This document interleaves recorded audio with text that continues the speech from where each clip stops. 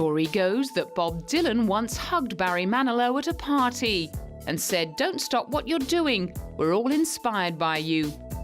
16 years later, Oprah Winfrey announced that he was one of the most requested guests on her afternoon talk show.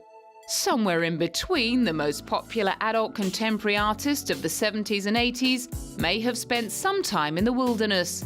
But by 2005, he was back in a big way, with his new album, The Greatest Songs of the 50s.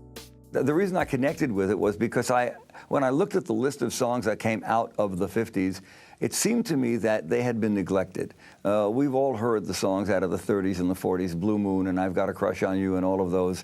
But nobody seems to have done Unchained Melody or It's Not For Me to Say or Beyond the Sea or any of these songs that were wonderfully written and came out of the 50s, and so that turned me on, and I dove in. Produced by Clive Davis, it debuted at the top of the Billboard 200 charts, delivering Barry his first #1 in 29 years. Next stop, the 60s. In the 60s, I was really there. I really understood the 60s, and so I put down this long 250-song list, and I sent it out, emailed it to everybody I knew. And I said, pick your 10 favorites. And what kept coming back were the same 10 or 20 songs over and over. Can't Take My Eyes Off of You, What the World Needs Now Is Love, Blue Velvet. And I sent it to Clive, and I said, this is my little personal popularity poll. What do you think? And he said, these are the songs. These are the ones that everybody is going to love. They are #1 songs, and these are the ones that people just love. And it's true. He and Clive got to work and ended up with a #2 album, sealing the comeback of the singer, songwriter, arranger and producer who started out writing jingles before becoming Bette Midler's accompanist in the early 70s.